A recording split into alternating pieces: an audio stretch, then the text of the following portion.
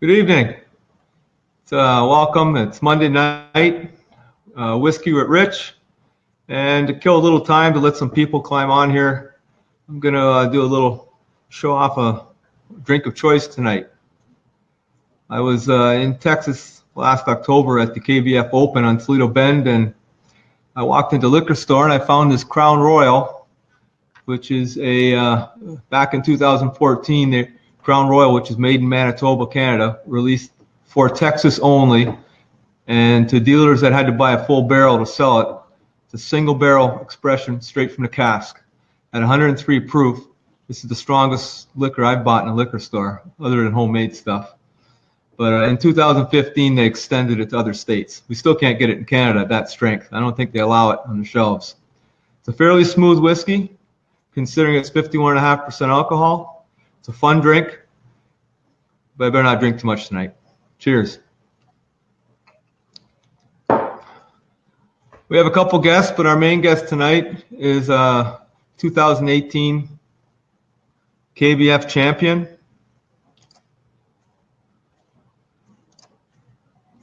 Up until this year, Dwayne was not a household name, but in short order, he became a very well-known kayak angler. And at this time, I'll bring Dwayne on.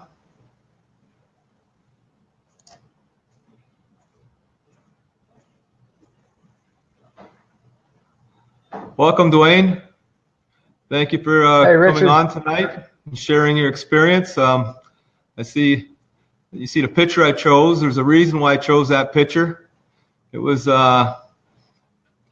I like the look on your face. You look very overwhelmed. Were you overwhelmed at that point? Overwhelming to say. Yeah, to say. It's kind of in a daze there. I don't remember. It was. Okay. Well, our sound's going in and out. We'll do our best here, but Dwayne, at this point, I'd like you to basically tell us a little bit about yourself before you got into kayak fishing, and talk a little slower so that your internet connection catches up with you. Okay. So, born and raised here in Houston, just south of Houston. I grew up bass fishing, so any kind of fishing I could do. I started tournament fishing in my 20s, and married, children. I live here in Huffman, Texas. I live on Lake Houston. It's home water, although it doesn't fish very well. Yeah, that's me in a nutshell. I work for a chemical plant as a construction manager during the day. Good stuff, Dwayne. Well, here's the big question now: is when did you start kayak fishing? How long ago?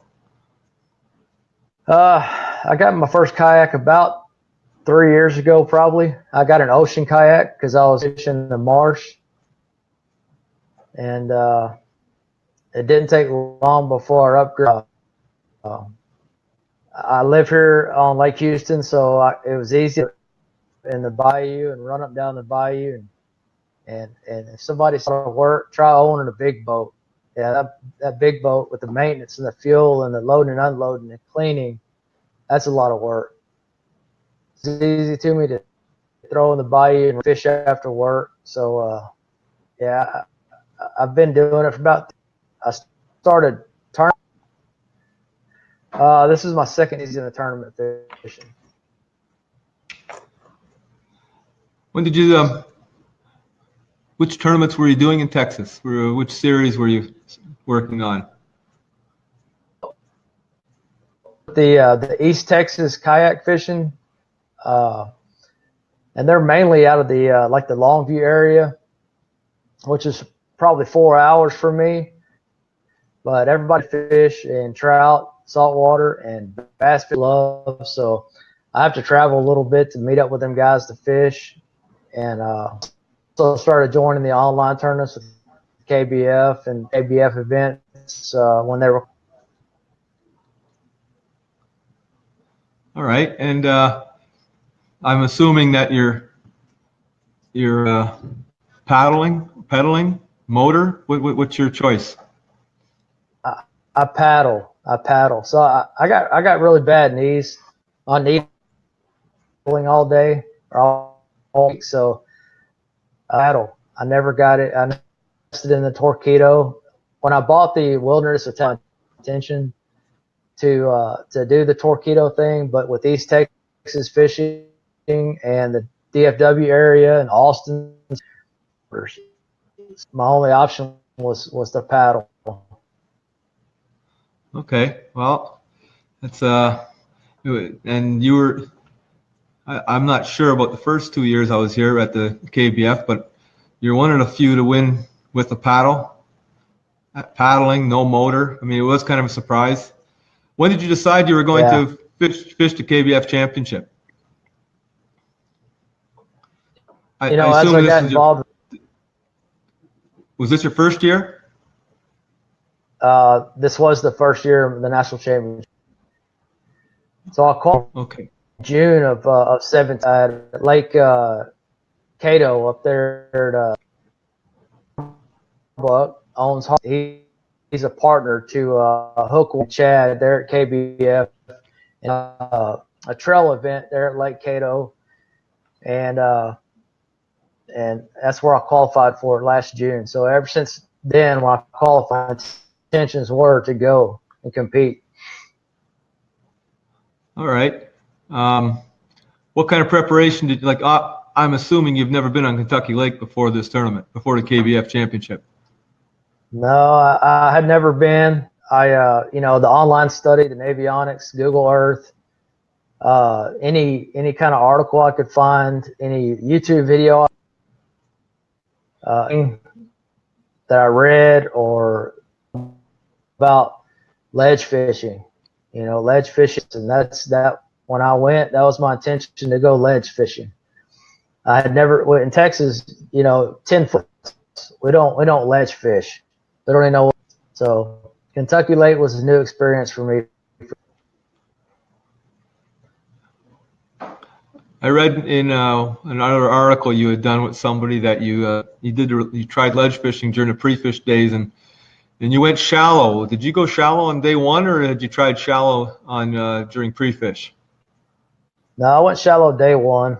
So I tried the ledge fish. I went out to the middle and we found ledges on the sonar. I drop shot it. I did the deep crankbait.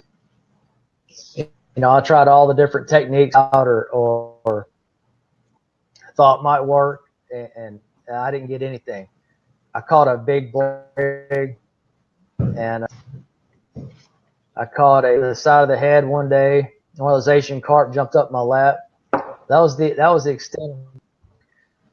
So day one, or the night before, talking to some friends from East Texas, I decided, this is not comfort level. If I'm going to have any shot, something different. And we got the onyx and started studying some areas. And the friends of mine said, hey, we saw it off the Cumberland River. And it's not real deep. I mean, to the river. And so I said, I'm like I know, and it'll pay off or it won't. And luckily it did. So you kind of threw the dice and it worked for you. It did. We got out there morning one, our other friend from East Texas, and we got up to a point where it kind of came off the river and right, and I actually saw a few stick ups coming up. Is more of what I'm used to, and so 6:30 first cast, I threw out there, cast in, I caught a fish. 4 or 5 more casts, I caught in. I've always said pattern, so I stuck with it. Everybody knows I was throwing the jackhammer. I was throwing the Z-Man Evergreen jackhammer. So yeah, my tip search bait to go out there and just fish fast and hard and cover as much water as I could to figure. And once they started hitting, they never stopped. So How many fish did you catch that first day? I caught 8, maybe 10 fish, and I had a really good limit by about 10:30. So I decided to leave the area. The fish were still restocking themselves. They were pulling. It was kind of a little, and there was a little. I say I didn't ledge fish. There was a little foot leading to daylight. The ledge came up. They dropped down into the little ditch, but they never left the area. Fishing all day. So instead of sit there, I opened the leaderboard about 10:30, and realized that I was sitting in first place by a pretty good margin. And I told myself if I was sitting in the top 10 a day that I'd have a legit shot at I left it the area and moved on. And I decided to leave the area. Smart, very smart. And just going in, so after day one, you felt you were in contention and you had a good chance to win or finish high? When they shut the leaderboard down, I was in the lead by 4 or 5 on day one, around 1 p.m. And then when we got to the weigh-in that night, fifth spot, I dropped the fifth. Tim and some other guys had passed me up.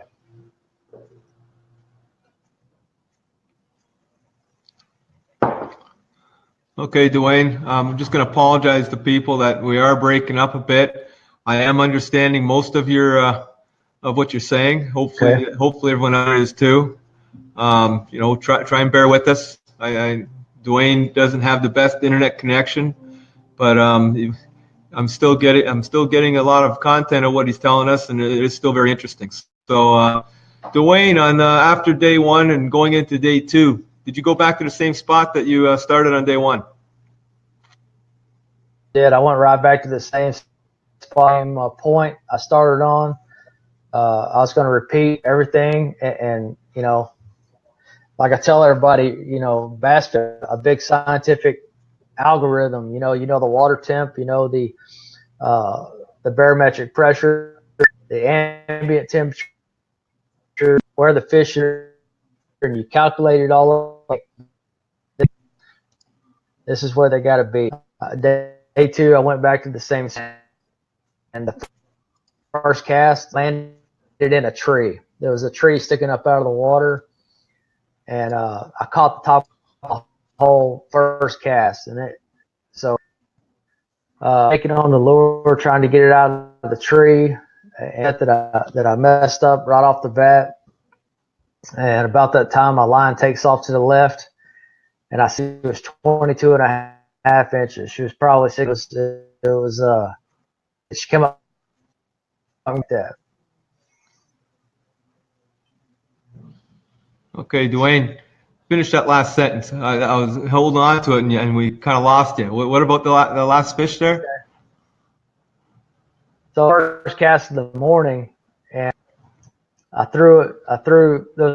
My plan was to throw just right in the middle of it, and I was hung up. I was couldn't get it out of it, so I kept kicking it, and about that to the left, and I set the hook on it, and it was 22.5, 6 or 7 pounds.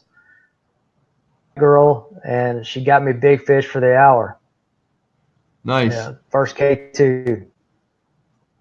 Wow. So at that point, how did you feel at that point in the day? Yeah, I felt pretty good. I let out a scream, and you know, I knew they were still there at that point. So about 10 casts later, I got another one. A few more after that, I got another one. I had 3 fish fairly quick, and then the wind shifted. Things changed a little bit. It started misting, and that was to get another bite for a while. I had to grind for number. I actually left the area and went to a little area similar to it, right down the creek from it, and I caught 212 and 12 3/4. I think is what I caught. 4 and 5 wasn't enough to get it, so I let that area rest, and I went back, and that's when I ended up getting the 2 14s over on that same spot. So every one of my fish came from my. Wow. Were they all using the jackhammer? Every one of them using the exact same jackhammer. I Jeez. only had one. I bought it. I bought the one here at Houston Goods, just wanting to see what the hype was. Just about the $60 special. So I tied it on 3 fish, and I noticed that it stayed down the entire time. You don't have to keep jacking with it and keep popping it to get it to restart. It stays down where you want it. You know, it performed really well. I had it paired up with a Yamamoto Seiko, and water. I could, you know, so I left it tied on for day one. You know, I'm just going to use it to cover water. Come in. Ratio. I was using a 5, slow it down a little bit because I knew the water temperature was still 51, 52 degrees, a little cool. So, you know, here in Texas, the bass mid 60s, something like that. But and they were up, they were spawning, they were staging up, they were full of eggs when so it was a little bit different. I didn't expect it. Yeah, wow. I can't remember exactly the water temperature where we were, but I'm thinking your water was a little bit warmer than when we were. So, Right. I mean, obviously, you got a lot more fish than we did too. Yeah, But so I was right off the Cumberland River. Yeah. Oh, off the Cumberland River? I was actually fished the south end of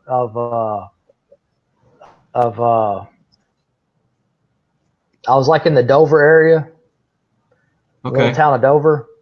Yep. That's south end of Barkley, where the river comes in. So that's the Yes. area I was fishing.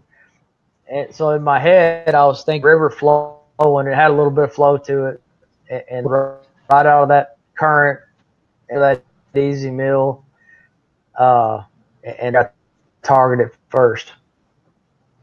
Nice. We heard that a few guys were, after day one, we heard a few of the guys from the leaders were fishing Barkley, specifically around the area you were. So I guess maybe the water was a little warmer. It was a little further advanced. Maybe the current helped a bit. But anyways, it worked for you guys, didn't it? It did. It really did. So what was it like on day two? Obviously, the KBF took your picture, and you knew you were somewhere near the top, I imagine. Is that correct? Yeah. I had a good feeling. When they shut the board down, 1/2 inches in the lead on day two. So I knew that I was going to be close. And I knew that there was internet signal late fish coming in. And some people, you know, just late submitting their stuff. So I didn't know that 20 was going to hold top 10. At least I had a good feeling about it. So I was pretty excited. And what people don't know is that when I left the area, hunting for a new area, the cameraman with Fluke Master and last year's champion Kurt Smith and all them, they're in the. So I ran into them guys. So they found out I was sitting in first place, and so they followed me around for a little while, and they told me on day two they were coming back to film me some more. But you know, on day one at the captain's camera crew was going to follow someone else. So I didn't have that pressure on day two. but they found me around lunchtime, around noon. They came and found me. Cameraman and fluke master there, and followed me around and videoing as I fished the day out. So it's a little bit added pressure there. But I had a pretty good feeling though, just in the day two. I knew I was sitting pretty good. How'd you sleep that night? I didn't sleep very much. I was pretty. I actually did some laundry. I was washing all my dirty, stinky clothes for the trip home to pack them back up, and yeah, I didn't sleep too much. I paced a lot, played on my phone, that kind of stuff. Yeah, were you up with a group or did you travel on your own? We went up as a group. I mean, I drove myself, but I stayed in. We rented kind of like a duplex, identical. So there was 4 of us in each house. So yeah. You all didn't fish the same. You all didn't fish the same area, though, did you? No, we all took off different directions. We all had our own game plan. Actually, the 2 guys that talked to me about the area I fished had found it first, and at work dinner time Thursday night at the restaurant, they said, "Hey, we found this area. It looks really good. Well, we're going to go over here." And I said, "Okay, well, I'm going to go with me because I'm out of options. I got to find something that'll work." So as we went scouting a different way, riding the roads and looking at all the launches and checking everything out. And nothing seemed real appealing, but yeah, they regretted not coming over there. They did on day 2. They come over there on day 2 with me. Yeah, I think there was a couple of your buddies were over by where we were fishing on day 1, and I didn't see them on day 2. Right. Yeah, that's probably them. Yeah. So going in on Sunday, what was that like? Getting in line and one by one, the names go down and down. At what point did you feel that you won? Like you must have had. I wasn't there. I had to leave home. I had to be home by a certain time. But you must have known at what point did you realize you had won? No, until Chad announced it. Oh, really? I knew when it was down to those 2 of us. I really didn't have any idea until he announced it. And I felt good, as they got closer and closer, and the final 10, we're all back there in that room, and everybody's lining up at the bathroom and doing jumble jacks and taking deep breaths. It was pretty intense back there, and as they called us out one by one, there was just me and Josh left, and we wished each other luck, and they called us out there together. It was intense, to say the least. Wow, I bet you'll relive that moment for years on, won't you? Yeah, it was pretty neat, man, to be in the company of all them guys. There was some, the whole field was just awesome anglers, and to actually beat that many people, it's still mind blowing to me. Yeah, well. And Josh, he's on his way to Sweden in a couple weeks, I think. He second place. I think he was a bridesmaid at the Hobie Bass Open too, wasn't he? Yes, sir. That's good. Josh, he saved our butt at Guntersville the other day. We were fishing a tournament at Guntersville and the KBF Trail Series in trailer. And the guy that owned the trailer didn't have a spare or anything with him, and Josh happened to pass us on this road and take us to Walmart to get a new tire and let's get the tire changed. He saved our butt. Wow. I thought you were going to say that he showed you guys some spots where he caught some fish, not save you on the road. No, he beat us up pretty good at Guntersville. He had a good tournament at Guntersville. Yeah. So what have you done? Obviously, you've been approached by new sponsors and whatnot. What are some of the main companies that have latched onto you to promote them now since the KBF? So already had a couple of good ones. McCain rods. A lot of people know All-Star rods from back in the day. So Morgan McCain's the guy that started All-Star. Decided to retire. He sold it to Shimano. Then he started McCain rods back up a few years later. He's here local. He's a pretty good supporter of mine with the rods. And then since the win, I've had my biggest one's probably the Wilderness Systems. And then Yak Attack and a few others I've talked to. Nothing in writing yet, but I've had discussions with a few of them. Excited about is the Gary Yamamoto Bait Company. I've been in some pretty good talks with them. Especially when you got one of their, you use the Yamamoto swim bait for a trailer on that jackhammer, really helped you out. It did. I know that Z in conversation with Chad a little bit about joining and coming up together, with the KBF and myself. So there's some stuff. Well, that's good. I assume you're going to have a pretty busy year. Is that you going to be able to work things out? You got some vacations saved up to get all your fishing in for the next year? Yeah, I get about 3 weeks a year. Hitting all these events. I've been calendar on Excel and checking mileage and then work on paper. But I got about 30 more tournaments left this year I want to try. Wow. Jeez, that's a lot to handle. I mean, I can't imagine, especially. Go ahead. Some of them are, the online virtual. There's some, I want to fish the open events. I want to get my. There's a lot of local clubs. I want to fish some of their events also. My goal is, to at least make the top 100. And it would be nice to hit the 10 at Bienville. So I'm just curious as to where they're going to have the national championship next year.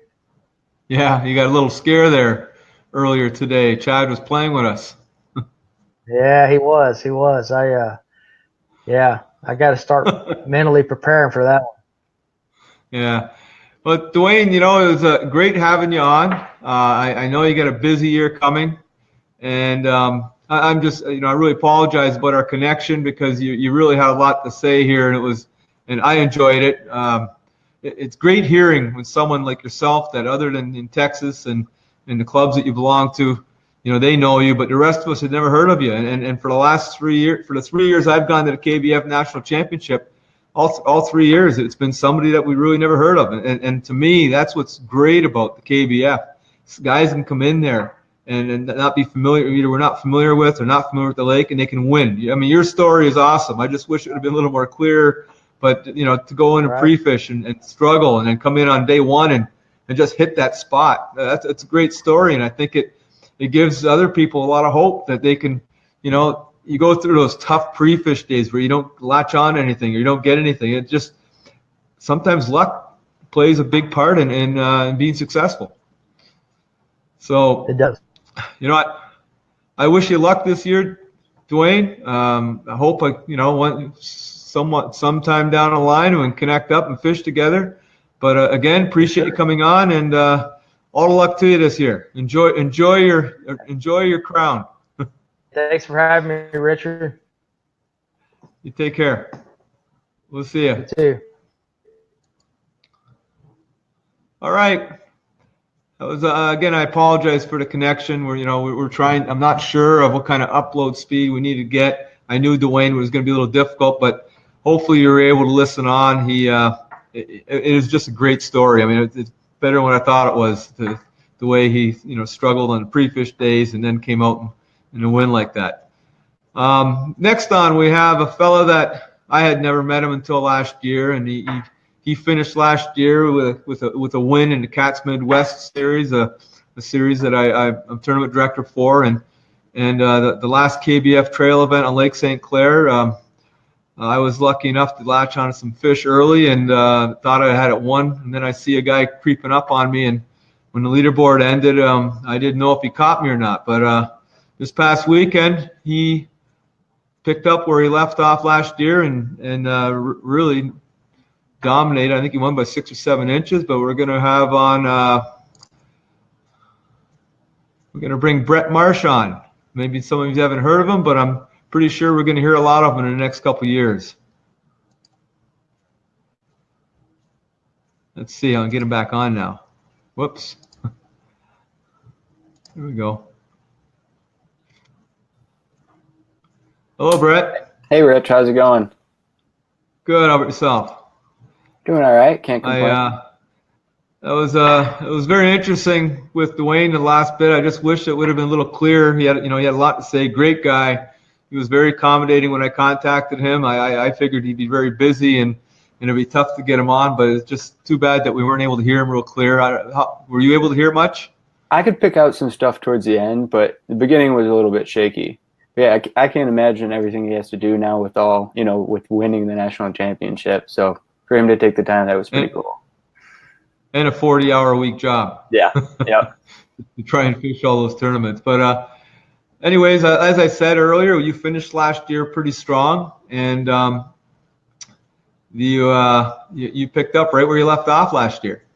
So tell us a little bit about yourself before you started kayak fishing. Did you fish before, or what kind of history do you have in the sport? I grew up fishing, not like strictly bass fishing, but I've lived on a lake my whole life just outside Ann Arbor, and I used to go out with the neighbor every morning, and he kind of showed me the ropes. But really, kind of towards my end of my college years is when I really got into it. So, but before that, I liked fishing, but it was strictly spinning rods and kind of messing around. I had a rubber boat that I used to take around all over the place and go fishing because I live on a chain of lakes. So, that's what it's called, chain of lakes? Well, it's the Portage Lake, Portage Base. Yep. I know where it is. Yep. I think we had one of our events on there last year. Portage Lake was part of it. Yeah, I think that was the Portage. Did you fish? No, I didn't fish that one. Did you only fished the one cats event last year? Yeah, unfortunately, my schedule didn't really sync up with the cats events.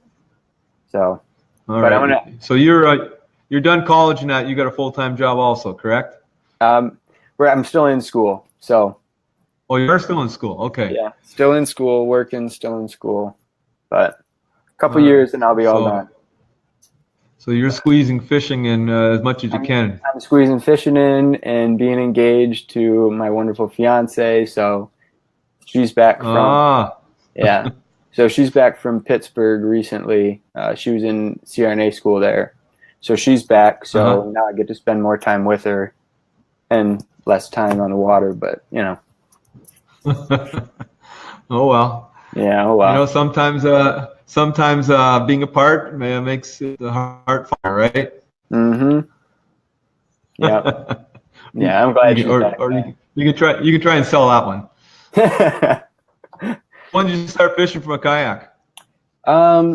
So my senior year of college, one of my buddies had a kayak, and he convinced me to go out after we graduate and buy like a little Perception sit inside fishing one. And I used that for 2 years. I built outriggers on it so I could stand in it, and I rigged it up pretty good. And I moved on to a sit on top, which was great, but I couldn't stand in it. I tried standing in it a couple of times and fell right out of it. So I got I got a Predator, and paddling that thing is like, with all my gear, it's like paddling a barge. It's the MX, it's not the 13, so it's made for the river. So paddling that thing, I fished the first Lake St. Clair tournament last year. I tried to make like a half-mile run, and I got there, and I was dripping in sweat, like totally out of shape. So I was like, I gotta get a pedal kayak because this is not working out. So what'd you get? I got a Hobie PA12. So that's what I'm. You still in a Hobie PA12? Yep. I love that kayak. Is that what you fished the second KBF trail event? Yep. Yeah. So big difference. That was a day too. So I got that about midsummer. So really, after I got my Hobie is when I went on my exponential, winning spree, or doing so much better. Yeah. Jeez, you make a great commercial for Hobie then. I know. Hey. Yeah. Well, great. And that second KBF trail event, I don't know what it was like on your side of the lake, but our side, it was pretty nasty. It was pretty, It was blowing pretty hard. Yeah, it was. There were like 3 or 4 foot rollers. It was, pedal down one wave and up the other one just to cast. And because I was trying to fish some rock piles out like kind of near 9 Mile. And the waves there, when I was going out, there was a bass boat coming in and they said, "Wait, are you actually going to go out in that?" I was like, "Hey, I have to." I have no choice.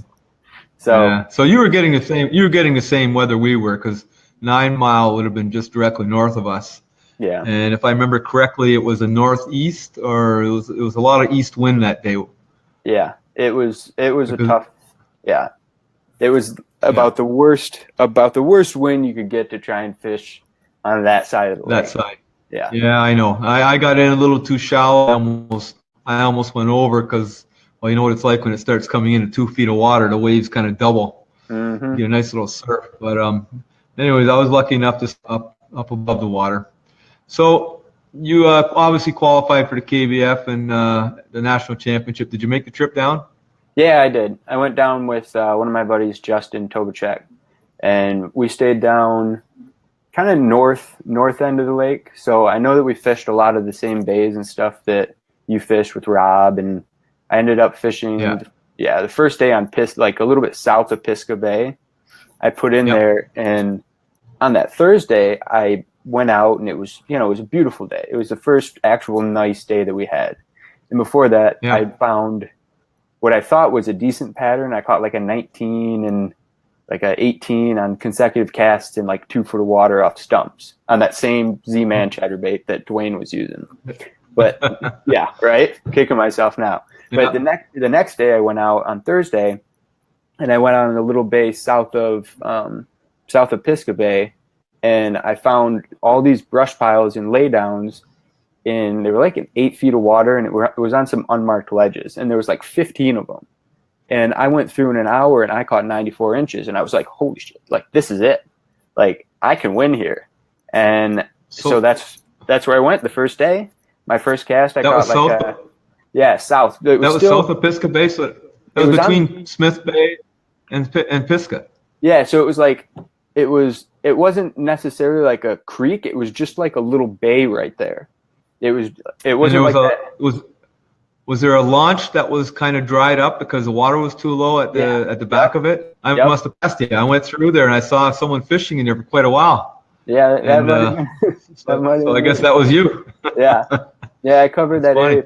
Yeah, I covered it pretty well, and went out there on Friday morning. And my first cast, I caught a 17. Then I caught 2 shorts, and then my fourth cast, consecutive cast, right at my first fish was uploaded by 6:31, or I think it, probably maybe it was the first fish uploaded, and then my fourth cast I caught a 17, and I literally didn't catch anything for the rest of the day. It was so your story is exact opposite of Dwayne's. Yep, exact opposite. That's well, I remember you were communicating with one of the guys you were with. And we heard how well you were doing, so we expected you to really light it on fire. And then we heard that you didn't do so well. I know. I got rid of all my plans to fish that spot, and it didn't pan out. So yeah. Well, that's fishing, right? That's fishing. Mm-hmm. So on Ford Lake, obviously you picked the right lake this past weekend, and let me guess, were you using the jackhammer? I wasn't. I was using my other favorite bait, the Megabass 110. Vision 110. Oh, really? Yep. Oh, wow. Yeah. All right. Did you try the jackhammer? I threw it a little bit. I didn't move the whole day. I fished the same exact spot. I put my power pole down, threw my anchor out, and the only time I pulled up was to free snags. But I didn't even realize that spot was so good, but my first cast I caught a fish, and my first 5 casts I caught fish, and I was like, all right, well, this seems like a pretty decent spot. So yeah, and it was well, ironically, Bret, we never pre-fished Ford Lake, but when I was pre-fishing on Navionics, I marked that point and one just past there a little bit, and I had some problems for bad preparation the night before, and I was halfway there because I was on my way there and I didn't feel good, and I turned around and went back. Kind of ruined my day, but if you were already there, it would have been a waste of time. But there was another point just beyond there I was looking at too. Obviously, you picked the right spot, and I think most of the leaders fished Ford Lake. I don't know if they were all the top 6 guys fished Ford Lake, or if anyone fished Belleville. I think Bogdan fished Belleville as well. Yeah, fished Belleville. Yeah, I didn't see him on Ford Lake, so he might have been the only one in the top 6 that fished Belleville. I believe so. Yeah. So we have someone here is asking, what's your favorite lake to fish in the kayak? Oh man, I absolutely love Kent Lake in the spring. Is phenomenal. Yeah. I'm gonna miss that one this year. Oh, you are? Well, I can't fish the cats, and last year I fished a couple events on it. Yeah, and I know exactly. I know exactly where to fish. I mean, I know where the guys that won the couple events last. I'd be itching to get out there, but I'm not going to be. So yeah, it's going to be an interesting event. It's this year for the cats. It's Kent Lake. There's no other lake to fish, which should make it interesting. Everybody's going to be in the same bowl. So obviously, I imagine you're fishing that event. Yep. Planning on fishing that one. Good. May 12th, our first of 5. Are you going to be able to make it to most of the 5 events? Yeah, there's I've got a wedding on one of the events, but I plan on fishing the Nomo, the Kent Lake, the one lake. Surprisingly, the one tournament that I can't fish is I think the Lake Fenton one, and that's where my fiance lives. So I actually fished all those lakes a bunch. Oh no. Yeah, but well, you don't have to. What are you standing in a wedding or something? You don't really need to go to the ceremony. I'm getting married. Sorry, Blake. I can't be there today. I got a tournament. I don't think that go over too well. Oh, is it Blake Jewell? Yeah, that's her. That's my fiance. Oh, that's your fiance. Okay. Yeah. All right.